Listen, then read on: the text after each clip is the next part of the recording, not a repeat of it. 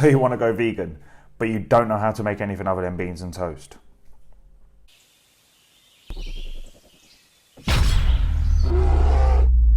What's happening, guys? Welcome back to the Grizzly V channel.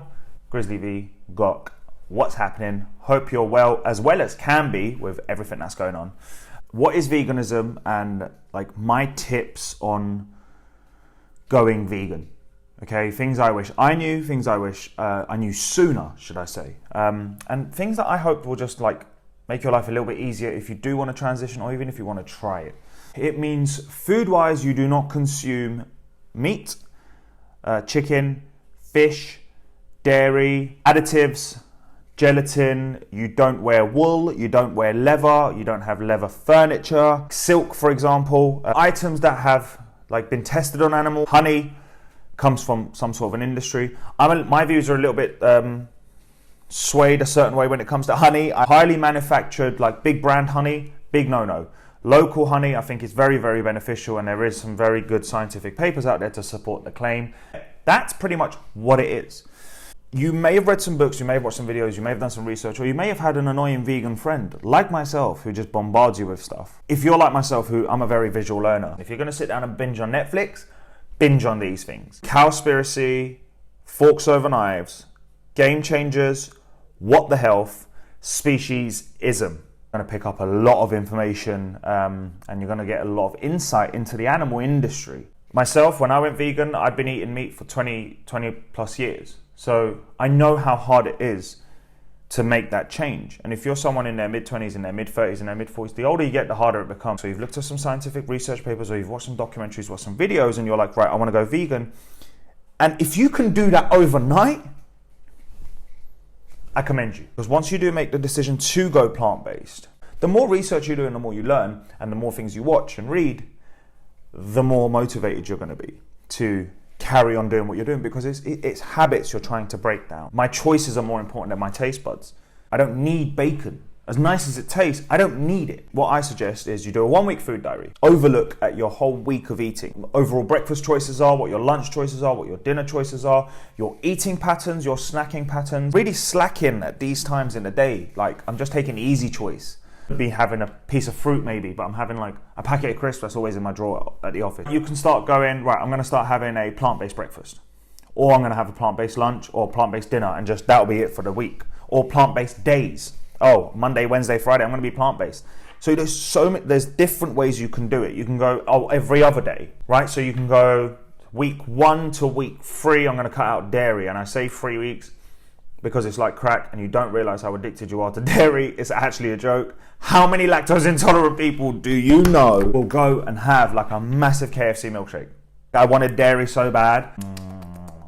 I just need a big block of cheddar in my mouth. Go, right, then I'm going to cut out red meat. Then I'm going to cut out fish. Then I'm going to cut out chicken. You can do it in stages like that. Either way, there's lots of different ways to do this. Don't be so hard on yourself. Don't be a judgmental fuck and be judgy towards others when it comes to like making these changes. Start looking for alternatives, or dairy choices, for example, and start looking for alternatives of that, right? Start looking for alternative protein sources. Tofu. Again, anybody who is new to the world of tofu, stay away from anything that's silken, soft, squishy. Stay away from all those kinds of tofu. Then you can look at like other meat alternatives. So you can look at like plant-based minces made from either soya or made from pea protein. Alternative meats. I personally keep all of my processed stuff twice a week. Processed stuff is still processed stuff. Okay, you don't want to put your body under that much oxidative stress by constantly putting processed stuff inside it, because it's just chemicals, it's not real food. 1, 2, 3, 4 months of eating a little bit of processed stuff to make the change isn't going to kill you. The vegetables you're consuming, okay, the greens you're consuming, let's try and expand on those bad boys. Around 20,000 different types of vegetables and fruit and vegetables. Most of us tend to stick to around 20. Like, do you realize how boring that is? I try new stuff all the time. I don't always like it. Dairy alternative, milk, alternative cheese, alternative butter, like so many different things are available other than a cow's titty juice. Different plant milks that you can try out, that you can experiment with. You've got almond, you've got soya, you've got oat, you've got coconut. You love juice from a cow's nipple. That's cool. I get it. But it's also not okay. you're not a baby calf. All right, you're not a baby, you're not a cow. Simple, you're a human being. Protein and healthy fats in more legumes, more pulses, different types of beans, different type of seeds. You've got like all of these things. And it also broadens your kind of variation when it comes to food a little. By doing this and experimenting, your plates should look so colorful and varied with lots of different elements and aspects going on in there. Deficiencies. B12 is very important in blood cell development and just overall brain function. Animals are actually fortified with B12, okay? So that you, the end consumer, can get B12. So all you're really doing is just, rather than a farmer injecting your animals or feeding your animals with B12 fortified stuff, you're now taking a supplement. Iron can be a deficiency if you don't eat a balanced diet. Tofu, lentils, seeds, nuts, specifically cashews, leafy greens and mushrooms. 6, like, come on, you can all have those kind of things. I just pick the things that are easily accessible by everybody. Not necessarily a deficiency, but if you're someone who wants to, as a vegan, then wants to build muscle, another supplement that I'd recommend you should definitely be taking is creatine.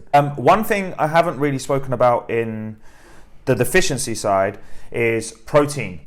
I will do a very detailed video about protein in the near future, just the scientific conscientiousness behind it, and just clear the air a little bit for some of you that might have that question in your head, because for some reason everyone's worried about this, even though most sedentary males need 0.8 grams of protein per kilogram of body weight. That's sedentary, so that's an average human being, a male who isn't really active, might go on a half an hour walk a day, right?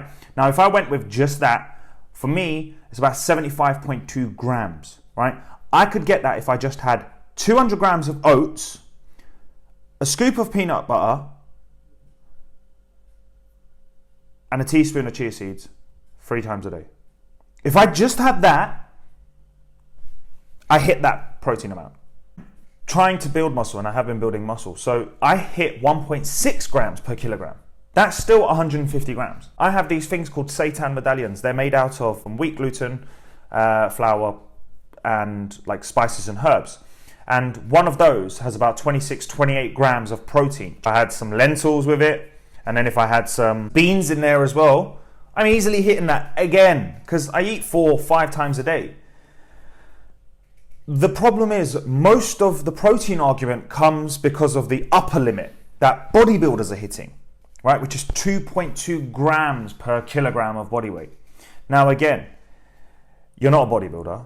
I'm not a fucking bodybuilder. So calm down. We don't have to look at the upper amount of everything, all right?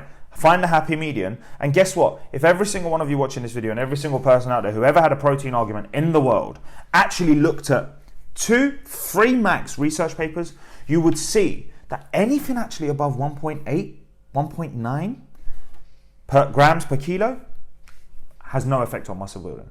It's easily obtainable. Don't worry about it. Just make sure you've got some protein on your plate, okay? And you've got some greens and you've got some carbs, okay? And just keep having a balanced diet. Eat lots of fruit, lots of different types of veg, and some nuts and some seeds. And I promise you, you'll be fine. All right? Unless you have any underlying medical health conditions, you'll be fine. That's it, guys. Thank you so much for tuning in. And if you've stayed till this long, thank you. And like, comment, subscribe, share. Thank you so much for the love.